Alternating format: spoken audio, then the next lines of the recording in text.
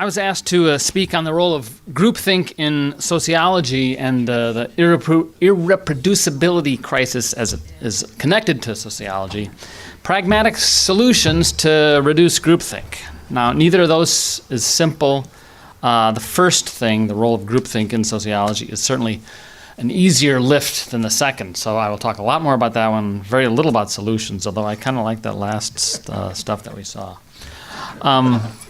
I have limited experience with the reproducibility crisis, save for this 2017 study in which I failed to replicate the published analyses of a prominent public health professor.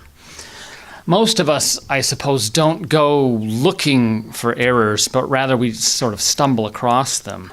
And sometimes they just have to be so profound that they pose this, like, can that possibly be right? Because most published mistakes, I suspect, are small enough that they don't get called out because people don't actually recognize that can't possibly be true. So what does groupthink have to do with irreproducibility? Well, in my case, groupthink appears to have contributed to a study whose remarkable but erroneous results should have been second-guessed, and hence its coding error, so far as I can tell, caught by its several authors who are writing it, one of which is the guru in studies of stigma and health. Another one is the one who linked the General Social Survey to the National Death Index. I mean, these are people who should have known their data and what it was capable of saying. But even though they didn't, it should have been caught by reviewers and an editor. And then barring that, it should have been questioned by early readers. I read the article well over a year after it was first published. And when my own analyses of it appeared in the same journal over 2 years later, I immediately received an email from a professor at Harvard who said, wow, you know, when the study first came out, I wondered about the robustness of their result. And then he went on to detail about why he doubted it. Well, in my mind, like, what prevented you, being at Harvard, from putting on a research assistant onto this? Well, it could be many things, and I don't hold him responsible. But one widely circulating infectious virus is the lack of will to contest popular conclusions in the social sciences. In my case, it was the anti-gay stigma's corrosive influence on health. Now, groupthink tends to operate in such a way as to chide or chasten with the hope of reining in those who wander away from the core commitments of a discipline. In 2014, 3 years before this, I was accused in writing by my own department's leadership of intransigence in the face of criticism of my own published research, which was replicable, although many people disagreed with it. Intransigence, of course, means refusal to change one's views or to agree about something. I mean, I think the chosen use of that term is remarkable.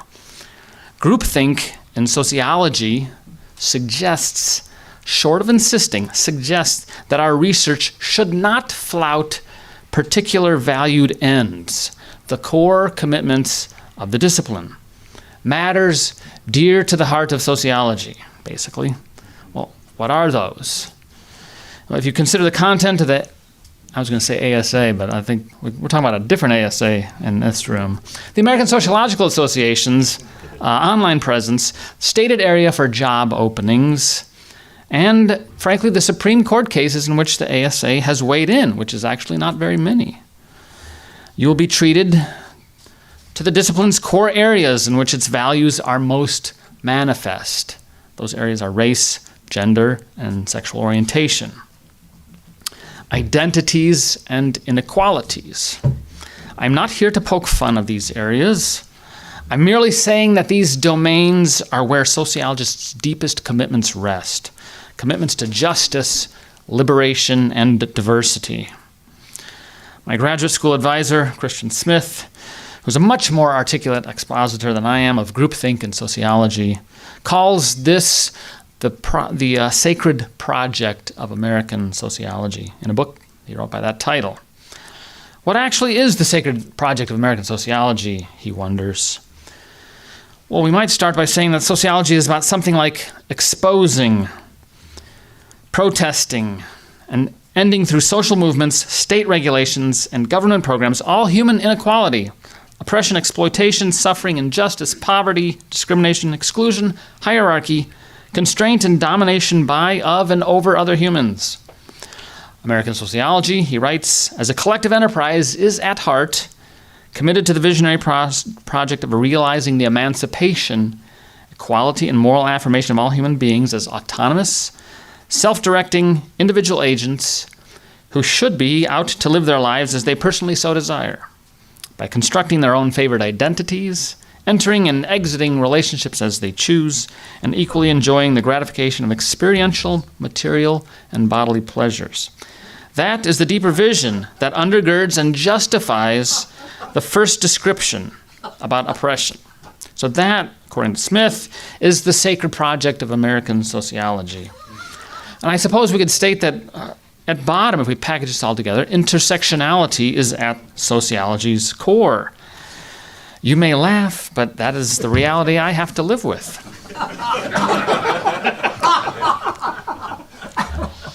So it's to see through particular lenses and to work towards flipping the centers of power in race, gender, and sexuality by contesting whiteness, male advantage, and heteronormativity, ideally through the use of data.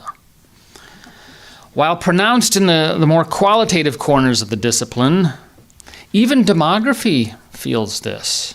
Indeed, health disparities or health inequalities research appears to be at the center of demography today.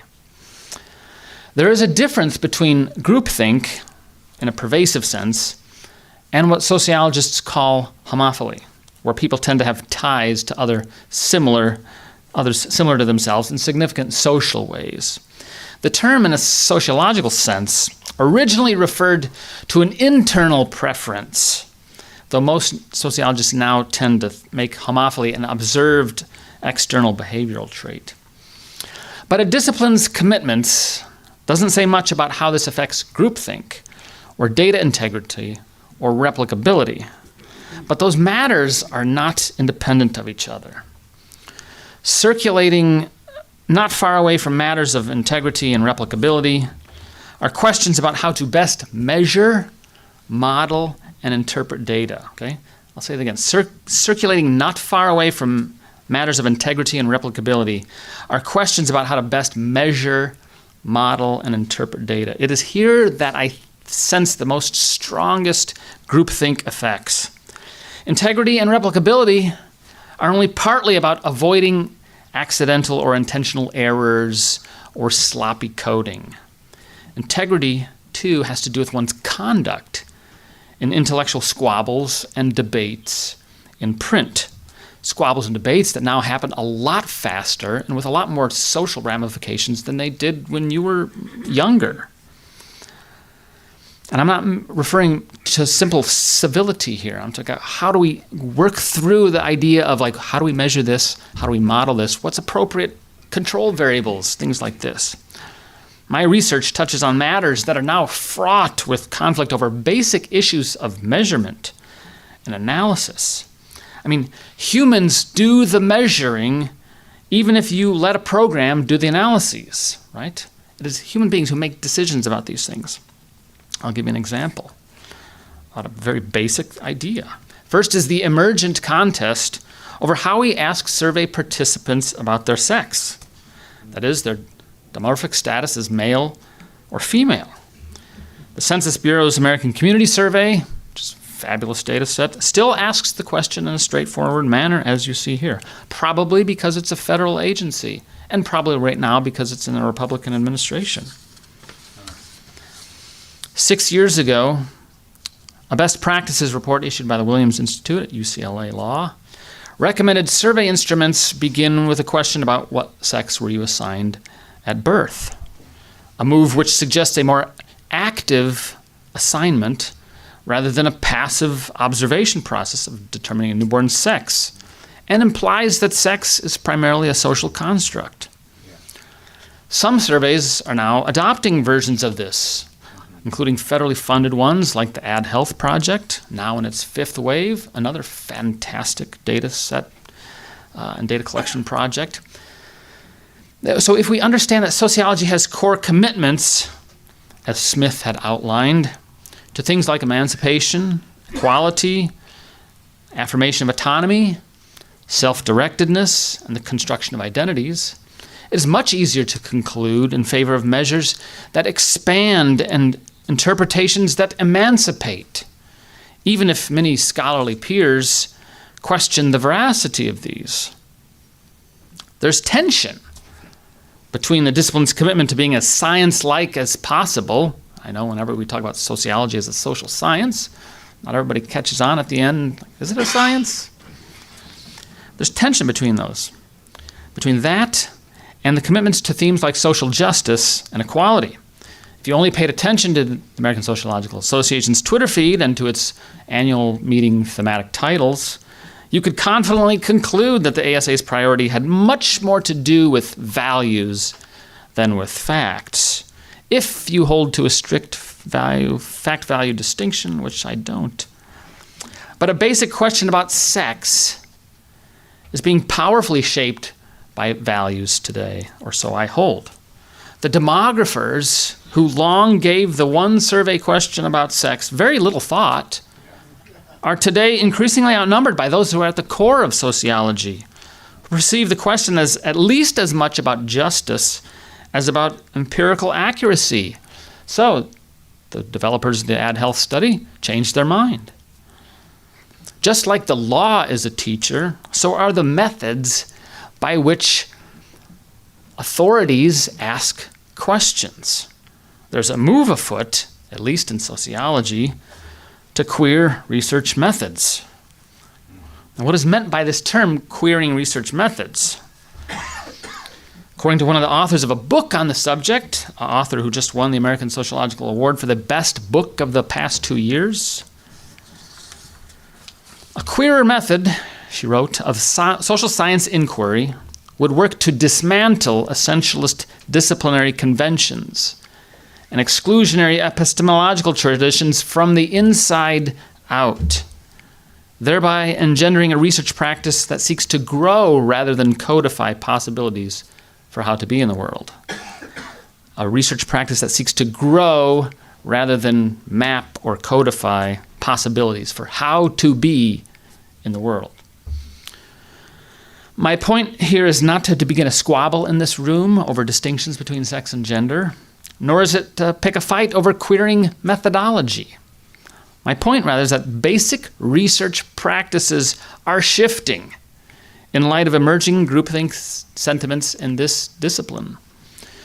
We're still at a point where it is unclear what will happen on a large scale, but it is helpful to remember that how scientific authorities talk about basic matters affects people. The quote I had just read spoke of dismantling methodological traditions from the inside out. That is changing how people at or near the power centers of the discipline talk about, and then how they think about the conduct of research. To object to this pushes one further away from the core of a discipline toward oddball and suspect scholar status. I'm used to that now. But the desire to be liked by one's peers is very strong. But if we ought to be wary of groupthink, it may help that methodologically, sociology is already more diverse than the other social sciences. This is not inherently a weakness or a strength. It does put sociology at a higher risk of interpretive disunity, especially given John Ioannidis' astute remark back in 2005 about those factors that he held lent themselves to poorer science: disputes over standards, diversities of definitions of key concepts, impressionistic conclusions derived from interviews, possible politicization of results, overall novelty of particular subfields. But as long as interpretive disunity is not brought under the heel of groupthink, methodological diversity can actually be a surprising source of strength. If standards and definitions and results can still be criticized, then this is a good sign. Because sociological research methods are comparatively diverse, replicability is not as straightforward a matter in sociology as it might be in other disciplines. On the one hand, there is a move afoot to open up sociological research, including data and coding, to external scrutiny either upon or even before publication. This in the name of openness and replicability. On the other hand, there have been parallel moves to limit such access, including a recent plea by numerous scholarly organizations, including the APA and both ASAs, to resist, quote, requiring publishers to immediately make federally funded scientific discoveries published in their journals freely available to the global market, unquote, arguing that the current 12-month embargo period provides science and engineering society publishers the financial stability that enables us to support peer review that ensures the quality and integrity of the research enterprise, unquote. The argument is that this move to quickly release all these things would undermine emerging efforts to safeguard research integrity, data sharing, accessibility, and transparency. Beyond the matter of whether publishers will find themselves so financially strapped as to shed key disciplinary journals, which I will not weigh in on, there is the matter of opening to external scrutiny data that you have spent considerable time, effort, and money to collect. There are legitimate interests in assessing the veracity of that data, granted. Are there legitimate claims to making the data public and free? And if so, when? 1 year after its collection was finalized? 5 years? What about the data that others never make public? Will there be some sort of penalty? A carrot to go along with the stick? The vast majority of the data regarding same-sex parenting, which I weighed in on 7 years ago, was, when I was writing about it, private. You could not get at it. The consensus in the whole field was built on private data that is still not public. What about the possibility that groupthink would affect pre-publication evaluations of work? In fact, it would seem a certainty more than a possibility. In an environment in which values and conclusions are being carefully policed, is it better to have a debate pre-publication or post-publication? I lean towards the latter of those. If everyone's work is to be vetted prior to publication, publication itself will become the official expression of groupthink. I think that's worse than letting intellectual debates play out in print or on Twitter. Even if they occur quickly, it's still better to be after the fact. That brings us to the strange world of the post-publication review. It is not a thing yet, and frankly, I hope it does not become one. A few of us, Lisa Littman, I think of Brown, myself, have experienced it. And frankly, it is unhelpful by and large. It serves instead to put an asterisk of sorts on the publication, marking it as somehow suspect, but not erroneous. If something merits retraction, then retract it. If something merits contestation, contest it in the realm of ideas, published or otherwise. But to have some sort of official re-review, to me that serves no particular purpose that a series of commentaries in a subsequent issue of the journal couldn't already have accomplished in normal fashion. Despite all this, thoughtful, rigorous research will still find its way into print in this democratized era of information. Overload, practically. If you're a talented analyst and writer, people want to know what you think. It may be outside your own discipline. It may get lost in the fog of so much information and opinion. But compelling analyses and reasonable conclusions do tend to find their way to the published light of day. While journal editors swim in the same pool as their peers, publishing house acquisition editors typically don't. I've not yet had difficulty publishing 4 books with a reputable outlet, despite my colleagues' frustration. My own survival within sociology is a piece of evidence suggesting that groupthink in sociology may not be as endemic as outsiders might suspect. That's partly right.